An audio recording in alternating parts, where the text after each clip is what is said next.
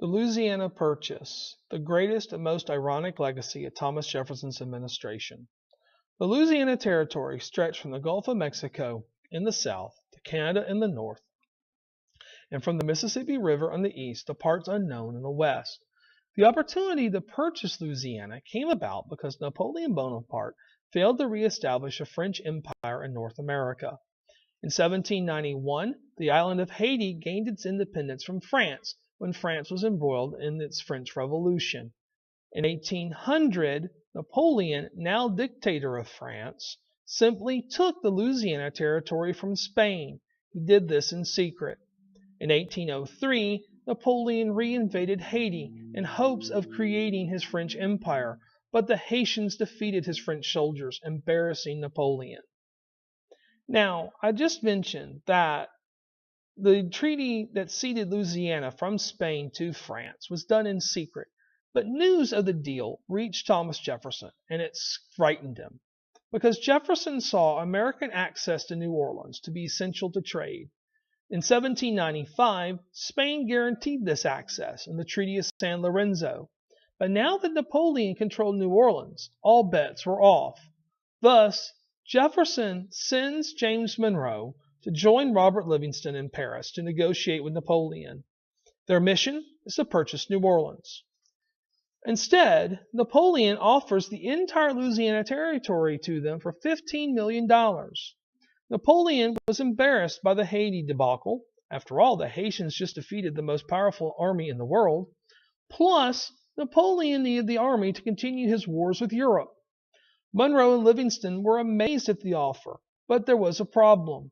The Constitution does not specify who has the power to purchase territory, or even if the government can acquire territory. To make things worse, Jefferson believes in strict construction of the Constitution, and this is where the irony comes in, for Jefferson made the decision to purchase Louisiana. At first, he considered writing an amendment to the Constitution, but realizing that process would be too slow, he decides to use the Promoting the General Welfare Clause in the Constitution. Yep, the same clause that Hamilton had used to create a national bank. Hamilton declared the bank necessary and proper. Now Jefferson declares Louisiana to be necessary and proper. The Federalists were appalled that Jefferson would use a Hamiltonian tactic to achieve his ends. With the purchase of Louisiana, Jefferson doubled the size of the United States. Already one of the larger nations in the world, now it's even larger. In Jefferson's mind, the purchase of Louisiana, ensured his vision of the nation and the nation's overall agrarian character. You might recall, Jefferson wants to create a republic of small, independent farmers. To Jefferson, Louisiana just provides that much more farmland. Truth is, what Jefferson did do is assure one of his iconic status among the Founding Fathers, because his likeness will later be sculpted into a mountain that is located within the Louisiana Purchase, Mount Rushmore. In 1810, the residents of West Florida, the region between Baton Rouge and Pensacola along the Gulf Coast, revolted against the Spanish. President James Madison quickly annexed the Strip and attached it to the Louisiana Purchase.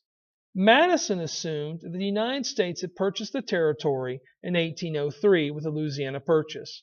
Bad assumption on Madison's part, yet this is how we acquired that strip. After Jefferson purchased Louisiana, he wanted to know what he had bought. Thus, he commissioned Meriwether Lewis and William Clark to lead an expedition into the great unknown. Prior to the expedition, Lewis had worked for Jefferson as his personal secretary. The expedition had scientific and commercial objectives. First, Lewis and Clark were to map out the Louisiana Purchase. Second, they were told to locate that damned Northwest Passage, if it even existed at all. Finally, Jefferson asked Lewis and Clark to record the native peoples they encountered, the plants that they stumbled on, and any wildlife that was different from the known world.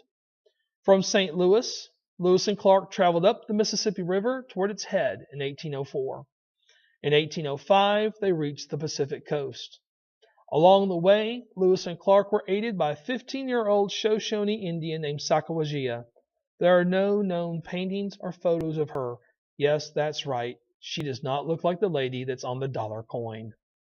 Lewis and Clark proved once and for all that there was no Northwest Passage to Asia. Simply put, the Rocky Mountains get in the way. The expedition also introduced the United States to new plants and wildlife, such as buffalo and prairie dogs, and demonstrated that it was possible for the Americans to reach the Pacific Ocean. By 1811, John Jacob Astor had founded the first American settlement on the West Coast, the town of Astoria, Oregon. Within the Louisiana Purchase itself, at the time of its purchase, no one spoke English. The only notable white population in the territory was in New Orleans. Of the 8,000 people in Louisiana in 1803, 3,000 of them were slaves, and 1,300 of them were free blacks. In colonial Louisiana, slaves had more rights than they did in American Louisiana. It was also easier for slaves to gain their freedom in colonial Louisiana.